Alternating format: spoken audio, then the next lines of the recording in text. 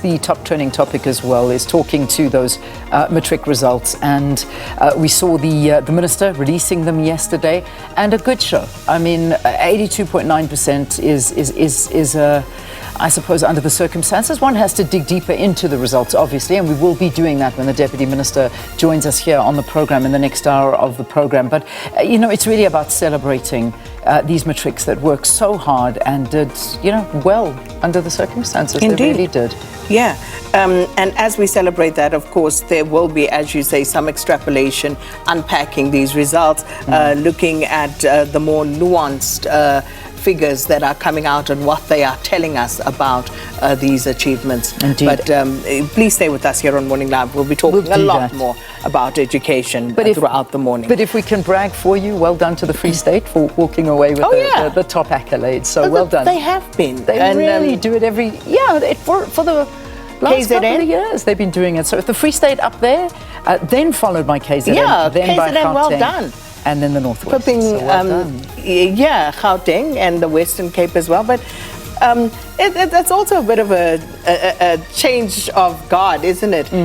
Where previously you had the likes of Panyaza Lesufi, the late Tate Mehwe, I think it was, in the Free State, and Debbie Schaefer was in the Western Cape, all those MECs kind of. So, new guard, and I think well done to KZN for breaking in there. Fantastic. So there you go. That was the look of it, and what the differences is. But as we say, in the next hour, we'll break this down properly for you. Yeah. So yeah, that's the big trend and a big one for them. Okay, so next up, what have we got? Tabitha Bester. Hey. Look, I did get a surprise. I mean, when I opened up my social media last night just before I went to sleep to try and see what everyone was talking about, and this picture of what people are saying or claiming was Tabitha Bester jolling away at Joe Cool's, I was like, what? Anyway, I don't think that was him, but nonetheless.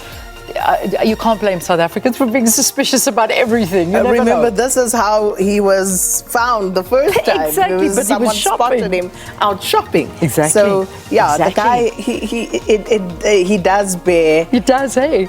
A resemblance, but especially the eyes and the eyebrows. Nah.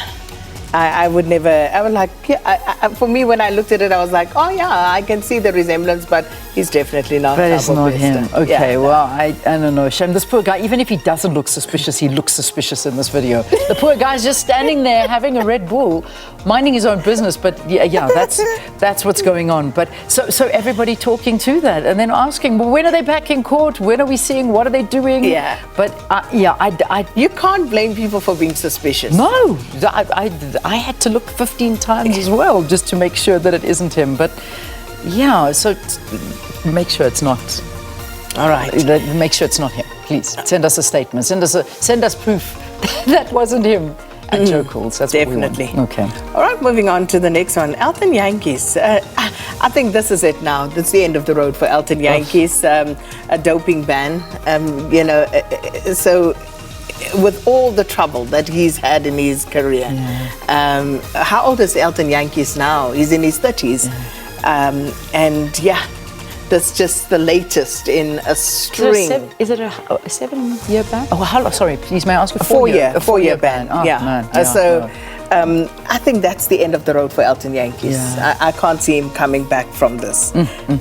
All right, well, that's Elton Yankees. You heard the proper story and the full story in the sports bulletin, but he's also a big one. And then, of course, AFCON 2023, we also showed you all the highlights in the sports bulletin from that. But I think the news coming out of it that people really were upset about was Mo Salah getting injured during that match between Egypt and Ghana. And that was a bit of a blow to them, and I think that was a big talking point. But Mo Salah, of course. Indeed, I think that's a Liverpool one. I think people were also talking about Zizi Kodwa, the minister, in the dressing room. Of course, that was from. Well, that was the other day. But dispensing advice there on strategy and tactics, if you will. So lots to talk about around AFCON, and of course, don't forget Bafana on Sunday. And Makaziwe is also a trending topic, and this is it's quite an emotive one, and I think a lot of people talking to this, and this is all about the auctioning of some of the items of Madiba, including his ID document, including some of his clothes, his key, the key from his jail cell, the original key, shirts that he wore. 100 items are going to be auctioned. It's starting on Monday. In fact, that key is going to be auctioned for more than £1 million, and they say his personal and only ID book, which was issued in February 1993, is going to be auctioned. This book that you're looking at now. I think it's a crying shame. I also do. He's one of his shirts. I don't know how it should be in a museum somewhere. Oh, man, this breaks my it should heart. be taken care of. It should be in a museum. But yeah. So they're saying that what they want to do is they want to build a memorial garden.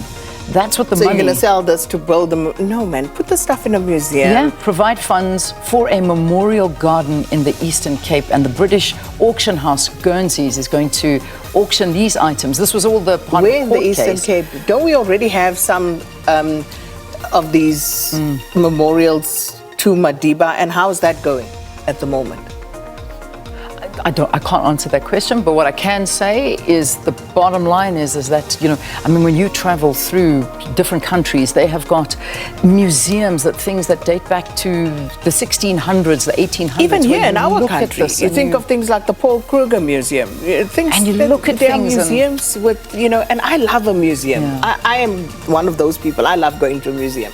So I'm very sad about this. Imagine the ID book. I mean, that was the fight. Yeah. The bottom line, to have this ID book and it's being auctioned off and someone's going to own it. The ID of Nelson Mandela. Anyway, all right. So, yeah, as we said, a very emotive one, but it's also a big trending topic. But it's happening Monday. Well, hopefully people with deep pockets could maybe purchase it and hand it to the government to put it in a museum somewhere. I don't know, something.